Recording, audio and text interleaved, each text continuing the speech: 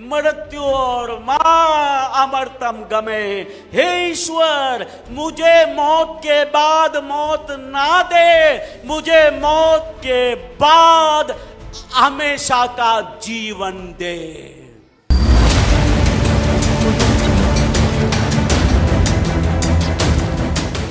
बोलो यीशु मसीह की। सब लोग बैठ जाएं। आप सबको जय मसीह की। मैं प्रभु यीशु मसीह के नाम में आप सबका स्वागत करता हूं और आप सबको क्रिसमस मुबारक बोलता हूं। परमेश्वर आप सबको आज के दिन बहुत आशीष दे। ये क्रिसमस क्या है? हम क्रिसमस क्यों मनाते हैं?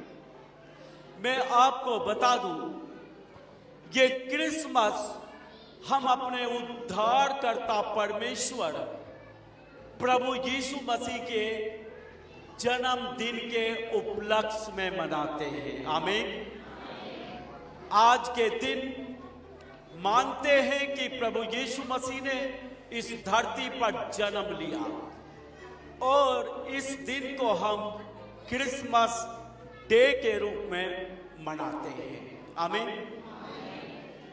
यीशु मसीह जिसका जन्मदिन आज हम यहां मना रहे हैं, वो कोई मामूली मनुष्य नहीं था, बल्कि वो स्वर्ग और धरती का सारे ब्रह्मांड का रचने वाला परमेश्वर था और परमेश्वर है। आमीन। वो इस धरती पर पैदा हुआ और उसके पैदा होने का कारण था। कारण क्या था? सारी सृष्टि पाप में डूबी हुई थी, अंधकार में डूबी हुई थी और सृष्टि बड़ी पीड़ा के कारण, पाप की पीड़ा के कारण, असत्य की, अंधकार की पीड़ा के कारण एक उद्धारकर्ता की बाट जो रही थी, एक उद्धारकर्ता को पुकार रही थी। ये पुकार सारी सृष्टि के लोगों की थी। ये पुकार आज भी सारी सृष्टि के लोगों की है। ये पुकार बहुत सारे धर्म ग्रंथों को लिखने वाले संतों की है। जैसे ऋग्वेद का लिखने वाला बोलता है, असतो मां सद्गमे। हे ईश्वर, मैं असत्य में हूं, मुझे सत्य की ओर ले चल। ये संत, ये महापुरुष सत्य की ओर जाना चाहता है, सत्य को जानना चाहता है कि सत्य क्या है। और जब परमेश्वर इस धरती पर आया, उसका नाम यीशु रखा गया और उस यीशु मसीह ने कहा, सत्य, मार्ग और जीवन मैं ही हूं। आमीन। जिस सत्य को मनुष्य ढूंढ रहा था, जिस सत्य की मानव जाति खोज कर रही थी, यीशु मसीह वो सत्य है। हालेलुया। ऋग्वेद कहता है, तमसो मां ज्योतिर्गमय। हे ईश्वर, मैं अंधकार में पड़ा हुआ हूं, मुझे ज्योति में ले चल, मुझे ज्योति को देखने दे। यीशु मसीह बोलता है, जगत की ज्योति मैं हूं और जो कोई मेरे पीछे चलेगा वो अंधकार में नहीं रहेगा। Hallelujah, hallelujah. ऋग्वेद की इस पुकार का जवाब परमेश्वर का पुत्र प्रभु यीशु मसीह देता है। हालेलुया। फिर एक प्रार्थना है ऋग्वेद की, मृत्यु और मां अमरतम गमे। हे ईश्वर, मुझे मृत्यु के पश्चात अमर जीवन को दे। अमर जीवन मांगता है मृत्यु के पश्चात, यानी ये विद्वान, ये महापुरुष जानता है कि इस मृत्यु के पश्चात एक मृत्यु है, और वह मृत्यु क्या है? वो पाप की मजदूरी है। बाइबल बोलती है पाप की मजदूरी तो मृत्यु है। ये महापुरुष जानता है हम सब पापी हैं, और मरने के बाद, मौत के बाद एक मौत इंतजार कर रही है जो हमारे पापों की सजा है। वो मौत कहां है? वो मौत मरने के बाद जो मिलेगी वो नरक की आग में मिलेगी। यीशु मसीह बोलता है नरक एक ऐसी आग है जो लगातार जलती रहती है और जिसका कीड़ा कभी मरता नहीं। आग है, कभी नहीं बुझेगी, और उसका कीड़ा कभी नहीं मरेगा। और पापी मनुष्य जब मरेगा तो मरने के बाद परमेश्वर जब इसका न्याय करेगा तो उसकी आत्मा हमेशा हमेशा के लिए इस नरक की आग में डाल दी जाएगी जो उसके पापों की सजा है।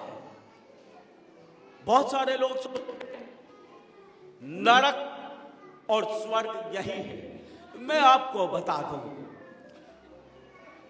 ये ना तो नरक है ना स्वर्ग है, ये पृथ्वी है, इसके ऊपर दुनिया बसी हुई है, ये संसार है। जैसे संसार है और इसका नाम संसार है, इसका नाम दुनिया है, ऐसे ही एक स्वर्ग भी है जो वास्तव में स्वर्ग है, जहां संत लोग रहते हैं, जहां पवित्र और धर्मी परमेश्वर रहता है। नरक जिसका नाम नरक है वो ही नरक है, ये जमीन नरक नहीं है। नरक एक आग है जो परमेश्वर ने पापियों को सजा देने के लिए तैयार की है कि उनका न्याय करे, उनके पापों की सजा उन्हें नरक की आग में डाल कर दे। और मैं आपको बता दूं, हिंदू धर्म शास्त्र भी जब पढ़ते हैं वो भी बोलते हैं आत्मा कभी नहीं मरती है, आत्मा कभी नहीं मरती है। धर्म शास्त्र गीता बोलती है आत्मा कभी नहीं मरती, बल्कि लिखा है वो वस्त्र बदल लेती है, दूसरा शरीर धारण कर लेती है, जैसे कपड़ा उतारकर दूसरा कपड़ा पहन लेते हैं। इसी प्रकार से जब हमारी आत्मा इस शरीर को छोड़ती है तो छोड़ते ही एक ऐसा शरीर उसे मिलता है जो कभी नष्ट नहीं होगा। बाइबल बोलती है नाशवान अविनाशी को पहन लेगा, उसको एक अविनाशी शरीर मिलेगा। निकलते ही आत्मा जब शरीर से निकलती है, निकलते ही अविनाशी शरीर उसको मिलता है, और उसी अविनाशी शरीर में उसका न्याय होता है। अगर वो पापी निकलता है तो उसकी सजा वो नरक में भुगतेगा उस अविनाशी शरीर के साथ, और ये आग में जलता रहेगा, लेकिन ये अविनाशी है, ये आग में जलकर राख नहीं होगा। ये जलता और सड़ता तो रहेगा, लेकिन ये जीवित रहेगा। और ये सजा हमेशा हमेशा के लिए उसको मिलती रहेगी, क्योंकि नरक की आग कभी बुझती नहीं और ये शरीर, ये आत्मा अब कभी मरती नहीं। ये हमेशा हमेशा की युगान युग की सजा है और इसी को बोलते हैं दूसरी मौत, जिससे बचने के लिए महापुरुष ईश्वर से प्रार्थना करता है, मृत्यु और मां अमृतम गमे, हे ईश्वर मुझे मौत के बाद मौत ना दे, मुझे मौत के बाद हमेशा का जीवन दे। हालेलुया। और इसी पुकार को, इन्हीं प्रार्थनाओं को सुनकर स्वर्ग का परमेश्वर मनुष्य का रूप धारण करके मनुष्यों को बचाने के लिए इस धरती पर आया, एक मकसद लेकर। उसने बोला मैं पापियों को बचाने के लिए आया हूं। हालेलुया। कैसे बचाने के लिए? उसने मनुष्य रूप धारण किया, कुंवारी से पैदा हुआ। हम वचन जल्दी से पढ़ेंगे, मत्ती 1:21। ध्यान से वचन को पढ़ेंगे।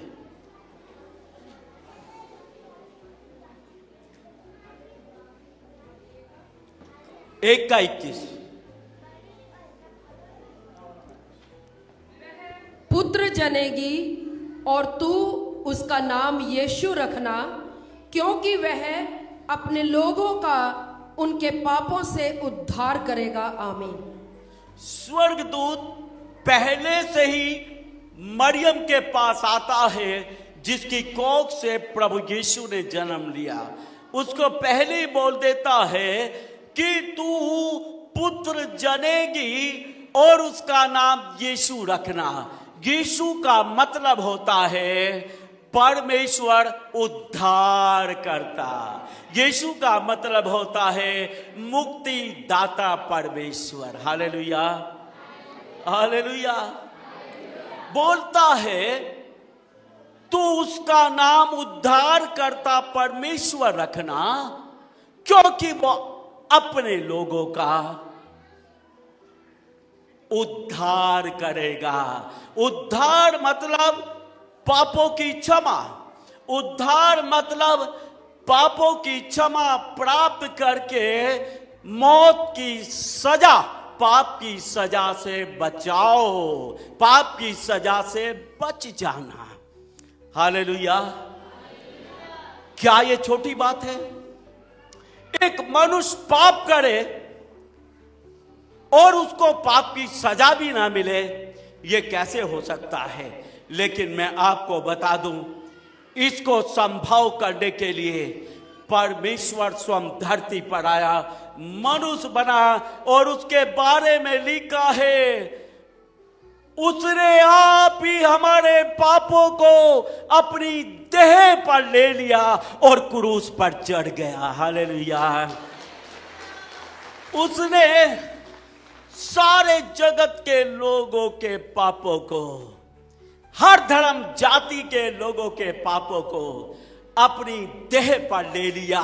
मतलब उसने स्वीकार किया इनके बदले पापी मैं हूं। हालेलुया। बाइबल में लिखा है उसने हमारे पापों का बोझ उठा लिया। हालेलुया। सारे जगत के लोगों के पापों को अपने ऊपर ले लिया, उनके बोझ को अपने ऊपर ले लिया। बल्कि बाइबल बोलती है जो पाप से अज्ञात था, जिसको पता ही नहीं कि पाप क्या होता है, लिखा है वो हमारे लिए पाप बना। हालेलुया। सारी दुनिया का पाप जब उसके ऊपर आया तो एक तरह से वो पाप ही बन गया। हालेलुया।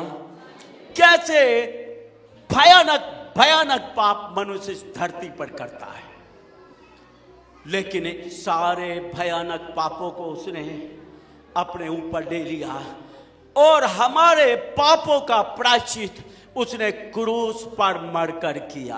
हालेलुया। उसकी मौत से हमारे पापों की कीमत चुकाई गई। जो लहू उसने क्रूस पर बहाया, उसके लहू से हमारे पापों की कीमत चुकाई गई। और बाइबल बोलती है उसके लहू के द्वारा हमारे पापों की क्षमा हुई। बाइबल बोलती है उसका लहू तुम्हें तमाम पापों से शुद्ध करने की क्षमता रखता है। Hallelujah, hallelujah.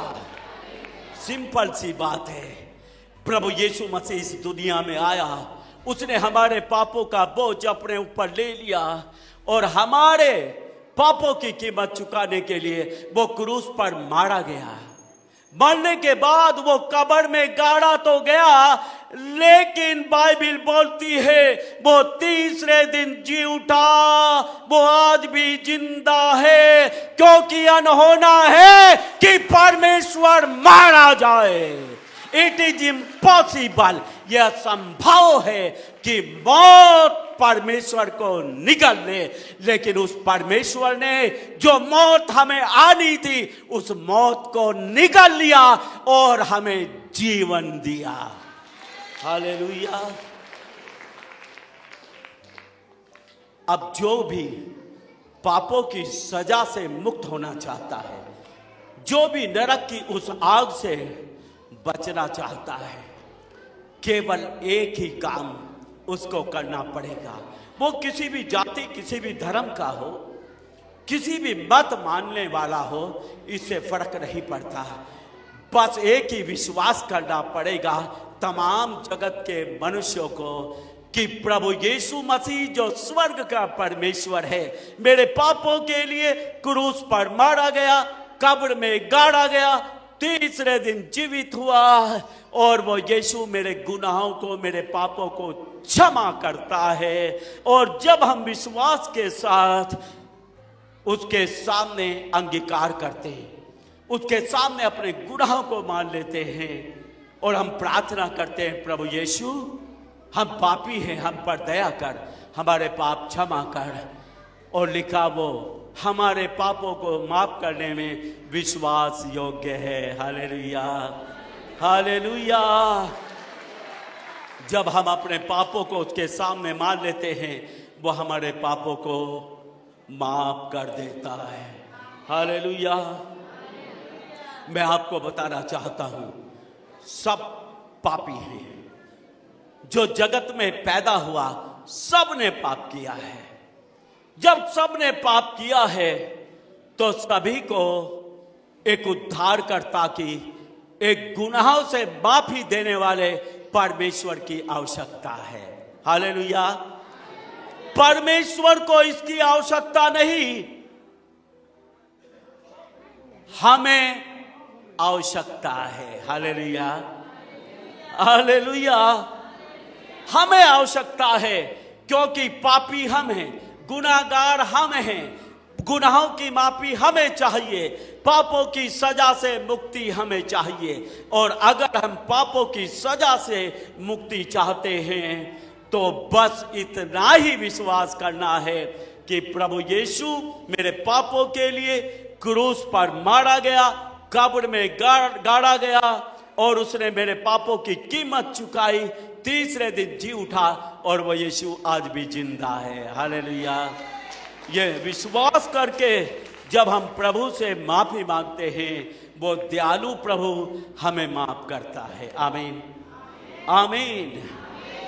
मैं आपको बता दूं, वो दयालु परमेश्वर चाहता है हर एक का जीवन बचे, हर एक के जीवन में गुनाहों की माफी आए, कोई भी नरक की आग में ना जाए, कोई भी परमेश्वर के न्याय के तले ना आए, बल्कि परमेश्वर प्यार करता है और वो हर एक को गुनाहों की माफी देना चाहता है। आमीन।